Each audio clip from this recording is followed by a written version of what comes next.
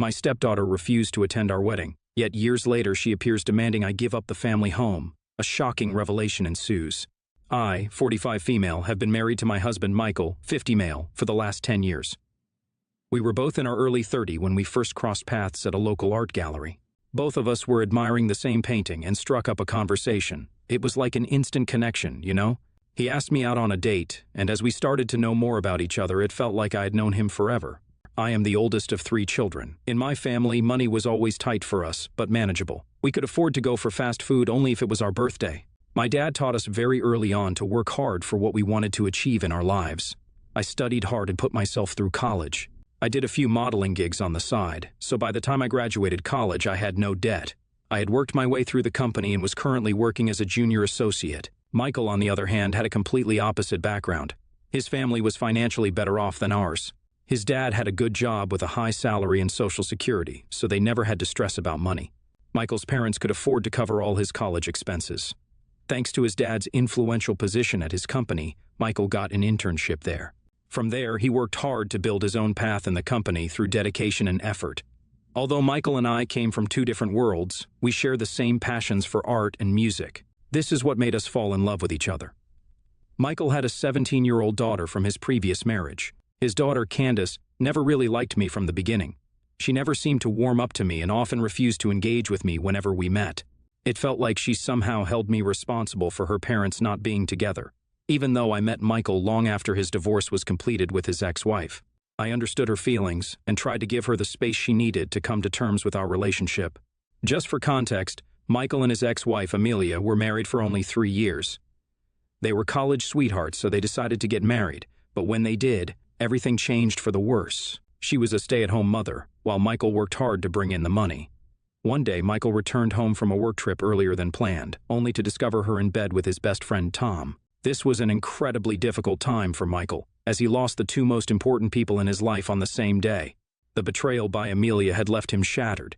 In the aftermath, he made the painful decision to file for divorce. The divorce proceedings between Michael and Amelia were painfully bitter, primarily because Amelia was determined to retain ownership of their house, even though it belonged to Michael. The battles didn't just end with the property. They extended into a challenging custody dispute over Candace as well. Due to Amelia's infidelity during their marriage, the judge ultimately didn't grant her ownership of the house, but did grant both parents custody, ensuring that Candace would continue to have a connection with both of them. Amelia's anger over not acquiring the property festered, and over the years, she manipulated Candace's feelings, turning her against her father. Meanwhile, Michael chose not to disclose his ex-wife's infidelity to their daughter, attempting to shield her from the painful details of their past. I found out about all of this when we first started dating each other. Michael wanted to be completely honest with me about his past, and I really appreciated that. Once, Michael had invited Candace to join us on a trip to Africa, hoping it would provide an opportunity for us to bond. I was optimistic and thought it could be a turning point for our relationship. Unfortunately, it didn't quite go as planned. During the trip, Candace seemed irritated at me and often erupted into sudden, unprovoked anger. If I got too close to Michael, she would lash out using hurtful words like gold digger. Michael was quick to admonish her for her behavior, but she would just smirk at me, making it clear that she wasn't ready to accept me into her life.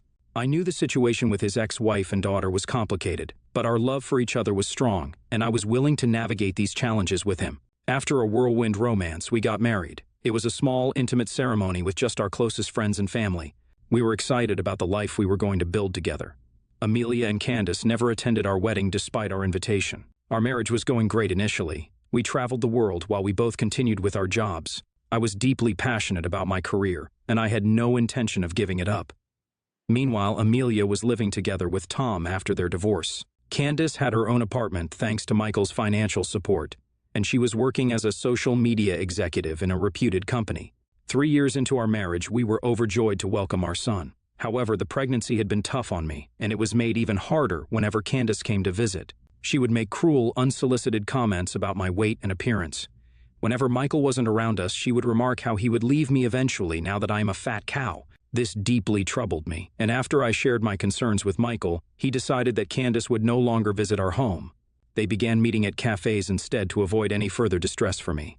When our son Nick was born, we were beyond happy. Despite becoming a parent, I was determined to keep working, so we decided to hire a babysitter to help us care for him when my maternity leave ended. I eagerly returned to my job. Even though we were in a stable and comfortable place in our lives, I cherished my financial independence and the ability to continue pursuing my career. If Candace had issues with me before, they seemed to intensify after Nick came into our lives. At family events which we would sometimes organize, she would target Nick, attempting to bully him, which left our son in tears and seeking our help. While I understood her hate towards me, I couldn't stand by and allow her to take her anger out on Nick, our innocent little boy. I banned her from ever coming to our house again. We all stopped hosting family events at our house since then. Now, coming on to the issue at hand, as we were getting older, Michael and I realized the importance of planning for the future. We decided to create a will to ensure our affairs were in order. Given that Michael had already provided a flat for Candace, he designated me and our son as the inheritors of our family home. His remaining assets, which were the money in his personal savings account, would go to Candace. Meanwhile, I had my own assets which I intended to leave to my son, ensuring that he would be well taken care of throughout his life. We both felt this was the right decision to secure our family's future and provide for Nick as he grew up. When Amelia and Candace got wind of our will, all hell broke loose. I'm not sure if Michael mentioned it by mistake or his parents did, but they were not happy at all. Amelia called Michael demanding that they deserved to have the house as she was married to him first, but he firmly stood his ground. He reiterated that he had always provided for Candace, from her child support to her college expenses to buying her an apartment.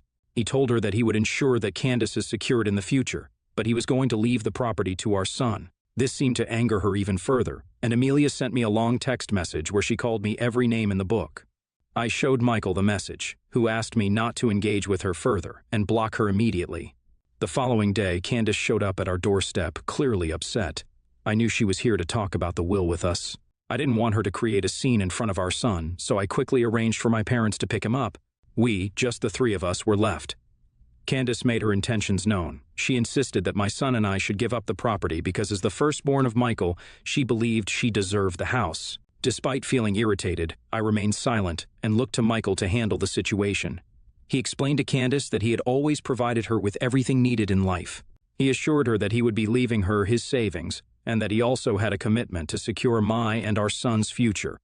Since he was married to me, leaving the family property to us was his way of ensuring our well-being. Candace again shifted her focus onto me and insisted that she expected me to do the right thing. I calmly expressed my support for my husband's decision, which only seemed to infuriate her. She raised her voice and threatened to take me to court.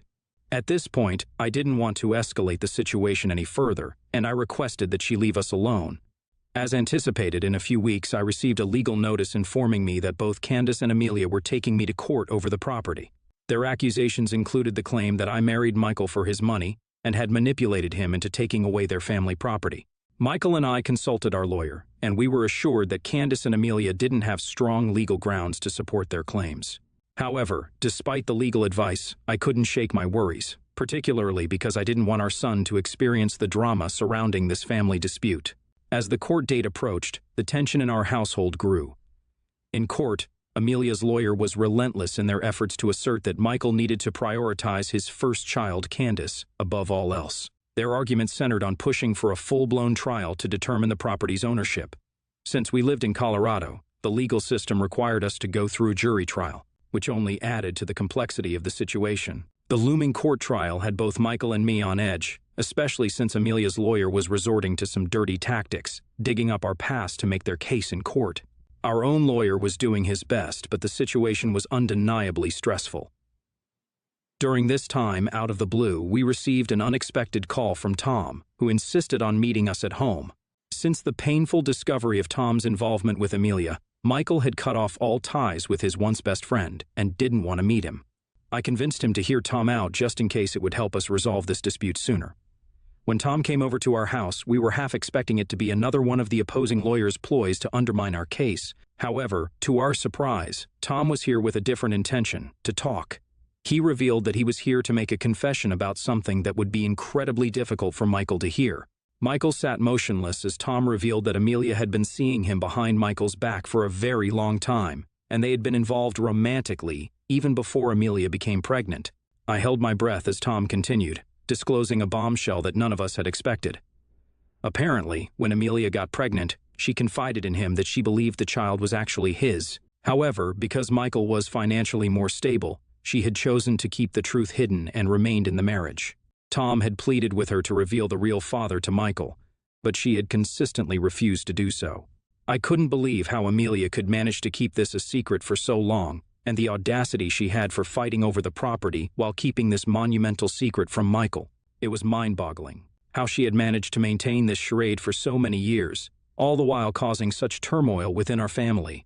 Tom explained that he had kept silent all these years because he believed that Amelia truly loved him. However, witnessing the pain that we were going through because of the court trial, he finally saw her for who she really was. He started weeping, asking Michael to forgive him. Michael, still in a state of shock, sat there silently. I was filled with anger and frustration, especially seeing the emotional turmoil that my husband was going through. This man believed his whole life that Candace was his daughter, and now he was being told that it was all a lie. I had chosen to remain silent in the past whenever Amelia and Candace were rude to me, as I wanted to maintain a cordial relationship with them. However, with the truth now out in the open, there was no point in continuing this charade. I promptly contacted our lawyer and relayed the confession Tom had made. Our lawyer informed us that for our statements to be held in court, we would need to provide concrete evidence, such as a DNA test. So, we decided to invite Candace over for dinner, using the pretense of wanting to meet her. Our plan was to discreetly collect a glass or a spoon from her for a test which would help strengthen our case. Candace, though surprised, agreed to come over. Her demeanor was as rude as ever, and she continued to belittle me and my son. She remained confident that she and her mother would win the case, taunting me that I would be losing everything soon. I chose to ignore her comments, hoping that this would be the last time we would need to endure such behavior. After she left, we immediately reached out to our lawyer so he could collect Candace's cup for a DNA test. On the day we were scheduled to appear in court, we received the news that Tom's confession was accurate. Candace was indeed his daughter. As I let out a sigh of relief, I couldn't help but feel empathy for my husband, who had been dragged into this turmoil because of his ex-wife's lies and manipulation. I informed the lawyer that I was ready to take the stand that day and share our side of the story in court. My lawyer agreed, as this would be the best course of action for us to reveal the truth. As I took the stand, I felt a mix of emotions: anger at Amelia for her deceit, sympathy for Michael, and determination to protect our family's rights. Taking the stand in front of the jury, I braced myself and began answering our lawyer's questions. We delved into my past, my career, and the fact that I never gave up on my job even after we got married. I went on to recount the emotional torment, taunts, and abuse I had endured from both Amelia and Candace over the years. We presented screenshots as proof of my story. I told the jury that Candace never accepted my presence from the very beginning and had even refused to attend our wedding. Since we had our son, she had been verbally abusive towards him as well. Then I revealed Tom's confession in front of the jury. I spoke about how we found out who Candace's real father was, and the dirty secret that Amelia had kept hidden from everyone for so long. Candace looked at me in disbelief, and I watched her exchange angry whispers with her lawyer. Our lawyer then showed everyone the DNA results which proved what I had just said. I looked at Amelia's face in satisfaction as she realized she couldn't escape the truth of her past anymore. Candace, on the other hand, looked shocked, as if her world was crumbling, just as ours had when we first learned the news. The emotions in the courtroom were raw. Now that everything was out in the open, there were no grounds for Amelia and Candace to stand on. Amelia looked defeated, and Candace, who had been so sure of her victory, was now grappling with the fallout of her mother's actions. There was no case left for their lawyer to fight about anymore. Fortunately, it didn't take long for the jury to decide and come back with a verdict. The judge announced the verdict where we were awarded the inheritance of our family home just as Michael had always wanted, and the jury acknowledged that Candace and Amelia had no legitimate claim to it. Since the court decision, for the past couple of days we have been receiving mixed reactions from our close family and friends. Although a majority of them understand our situation and agree what we did was right, a few seem to think that it was cruel for us to reveal the truth and shatter Candace's life. So here I am on Reddit asking for your thoughts. Do you think I was the a-hole for refusing to part with our property with our stepdaughter and eventually revealing everything in court and not to her personally? Update 1. It's been 3 days since my last update, and I have read all your comments and advice. Many of you seem to believe that Candace might have already known about her mother's lies, which is impossible, as I saw the way her face fell when we revealed the DNA test in court. Winning the court trial has lifted a huge weight off my shoulders. I'm choosing not to dwell on the negative relatives who believe we did something wrong. We didn't choose to be dragged into court by Amelia and Candace, we just revealed the truth. I no longer have to worry about my future, and I'm content with the outcome. However, my main concern these days is my husband. Michael is still reeling from the shock of learning the truth about Candace's birth father. His world has been turned upside down. He hasn't been able to eat or sleep very well since finding out that she isn't really his daughter. I can't imagine the pain he must be going through to accept the truth. Amelia put him through hell when they got divorced. Now that we knew Tom was her father instead, he just didn't know how to handle that information. Tom had not only slept with his ex-wife, but was also the father of his first child. I have suggested Michael go for therapy, as he needs to talk to someone professional who can help him navigate this situation. I have booked his appointment, and he starts next week. Update 2. It's been 1 month since my last update, and we have managed to move on from this situation to a certain extent.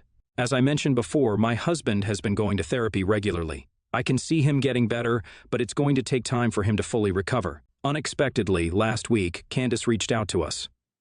We honestly didn't think she'd ever want to talk to us after everything that happened. She called to say she was sorry for what we've been through. I wasn't sure if her apology was genuine or if she was just upset about her mother's actions, but I didn't press the issue. Candace shared how she'd always been jealous of me, thinking I had taken her father away. She admitted to hating me, something I already knew. She believed that her father was the one who had cheated on her mother. However, during the court proceedings, when the truth came out that it was actually Amelia who had cheated, she realized she'd been living a lie her whole life. She begged Michael not to stop being a part of her life, and he reassured her that he'd always be her father no matter who her birth father was. This brought her to tears, and it seemed like she needed that confirmation all along. Candace also apologized to me for what she'd put me through and hoped I'd forgive her one day. I didn't want to pretend everything was okay between us because it wasn't, and it would take time before I could be in the same room with her. Lately, I've been focusing on our family and my son. I couldn't spend much time with him during the court trial, so I'm planning a secret family vacation to take time off and celebrate. Hopefully, this getaway will help us relax and recharge. I'll provide another update if something interesting happens. Update 3. After 3 months of no contact, Amelia showed up at our doorstep. I was torn about letting her in, but I was worried about the neighbors overhearing any potential shouting as she'd done that before. Reluctantly, we allowed her in, but we made it clear that any outbursts would lead to a call to the police. Amelia explained that Tom had decided to leave her and asked her to move out of his house by the end of the month. She was in tears as she revealed that he didn't want to marry her anymore, after what he saw Michael and me go through. With nowhere to go, she wanted to move in with Candace, even though Candace strongly opposed the idea. We learned that since the trial, Candace had cut off all contact with her mother, accusing her of manipulating her. Amelia was only here because she wanted us to talk to Candace regarding this situation. She wanted us to convince Candace about letting her mother move in. Before I could say something, I witnessed my husband lose his temper for the first time. He firmly told Amelia that he had purchased the apartment for Candace only. Hence, it was Candace's decision whether she could live with her. He expressed how she never even bothered to apologize after cheating on him all those years and now expected us to help her out. He told her that he was glad Tom had seen the truth and was leaving her. Amelia tried to justify her lies, saying that she feared being kicked out of the house while she was pregnant and had she revealed the truth earlier to Michael. I couldn't listen to her excuses any longer, so I asked her to leave. I felt we had given her a fair chance to explain herself, and there was no point in prolonging the conversation. After Amelia departed, Michael reached out to Candace to warn her about the possibility of her mother forcing her to let her stay in the apartment. He emphasized that if she allowed it, there would be no way to make Amelia leave. Candace assured him that she had no intention of allowing that. She planned to change the locks to prevent Amelia from entering and would inform her mother that she was unwelcome. As for me, I've had my fill of this drama lately. I have been discussing with Michael the idea of selling our family home and relocating to another state to escape this turmoil. I had emphasized that, for the sake of our son and our marriage, we needed to seriously consider this move. Although it is a tough decision, Michael has come to accept it, particularly since Amelia's unannounced visit demonstrated that we need to put some distance between us and her, given the uncertainty of whether she will ever leave us in peace. Moving out of this city seems like the best choice. Michael's job can be done remotely, and I'm open to starting fresh at a new company if it means finding happiness away from these toxic people. We will begin the process of selling our family home next month, and hopefully by the end of this year we will be starting fresh in the new place. It is time for us to turn the page on this chapter of our lives and begin a new one.